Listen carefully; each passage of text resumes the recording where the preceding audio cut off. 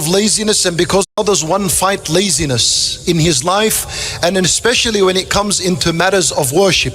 You know, the biggest problem we have with our worship is laziness. People don't wake up for Salat al-Fajr because of laziness. People do not continue their fasting after Ramadan because of laziness and because of its difficulty. They think it's difficult.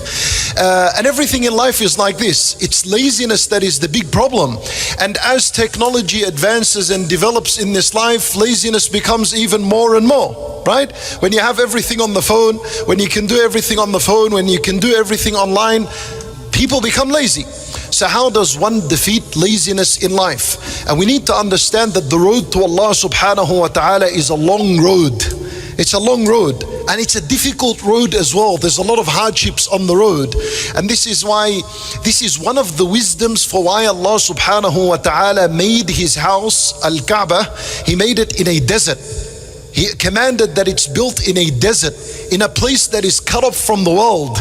You know, when you get there, it's difficult. The question is, why didn't Allah Azza wa Jal order and command for his house to be built on the coastline, next to the beach, on the shoreline, where there's greenery and alhamdulillah, the weather? Why not? Al-ulama rahimahumullah, they said, the road from here to Mecca is a difficult road, full of hardship, in a valley. It's difficult, it's hot. This is to teach us that that is the road to Allah. The road to Allah is full of difficulty. It's just like the road to Mecca. So as you undertake this journey to Mecca, it is supposed to teach you that's the road to Allah Azza wa Jal. That's the difficulties that you'll encounter in life. So the idea is, how am I going to continue? And not allow laziness to be an obstacle before me in the path of Allah subhanahu wa ta'ala. That's the question we want to answer. How to defeat laziness. My brothers in Islam, we need to understand that the greatest purpose in life is to worship Allah subhanahu wa ta'ala. That's the greatest purpose in life.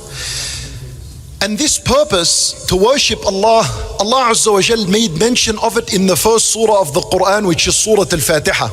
What is the central ayah in Surah Al-Fatiha? It's إِيَّاكَ نَعْبُدُ وَإِيَّاكَ نَسْتَعِينُ. That's the central ayah. This ayah in Surah Al-Fatiha is actually a summary of the entire Quran. As a matter of fact, it's a summary of the entire life of one person. إِيَّاكَ نَعْبُدُ. We have been commanded by Allah that we declare on our tongue and in our heart that you alone we worship. Worship, that's the purpose. How do we worship? How does one worship Allah? What's the tool? What's the means to worship Allah? That no, worship of Allah requires dedication. It requires commitment.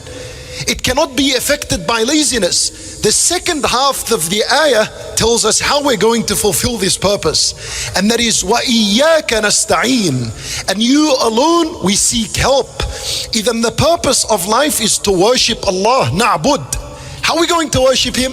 What's the means of worshiping Him? You need to always keep in your mind and in your heart, إِيَّاكَ نَسْتَعِينُ. You alone we're going to seek help when worshiping you. And that is the only way you're going to fulfill the purpose of worshipping Allah Azza wa Jal. And in brief, that is the answer. That you always seek Allah subhanahu wa ta'ala's help when it comes to your worship. And this is why from the dua of Rasulullah sallallahu alayhi wa sallam, which he taught to Mu'adh ibn Jabal radiyallahu anhu, he said to him, Ya Mu'adh, inni uhibbuka fillah. Nabi sallallahu alayhi wa sallam is teaching Mu'adh something. Listen to what he teaches him. He says, فَلَا تَدَعَنَّ دُبُرَ كُلِّ صَلَاةٍ أَن تَقُولْ. He's teaching him a dua. He said to him, Oh Mu'adh, I love you for the sake of Allah.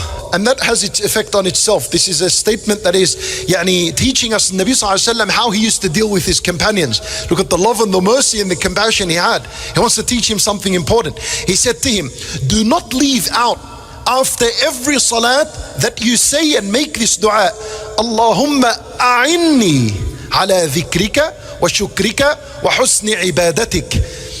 Al-ulama rahimahumullah, they say that this dua is supposed to be said at the end of the salat before at-taslim. Before you make as-salam and you exit the salat, make the last dua you say, Allahumma a'inni ala dhikrik. Oh Allah, give me the power and the strength and the ability to remember you. Give me the ability, because on my own I cannot do it. If I was to rely on my own ability, I would fail, because I'm lazy. but give me the ability to remember you. أعني على ذكرك وشكرك. And the best of dhikr to Allah is the one that makes gratitude of Allah. وذكرك وشكرك, and to thank you. And the best of gratitude shown to Allah, وحسن عبادتك, the excellent worship of Allah subhanahu wa ta'ala, to master and perfect your worship. So you're asking Allah Azza wa Jal in this dua to give you the strength and the ability to remember Him, to be grateful to Him, and these two should lead to حسن عبادتك, to perfect the worship for Allah Azza wa Jal. This is a dua you're supposed to say after every salat. This is 5 times. And even in your sunan at the end of the salat, you're supposed to say it. And in this dua, you are acknowledging that if you are left on your own, you'd be able to do nothing.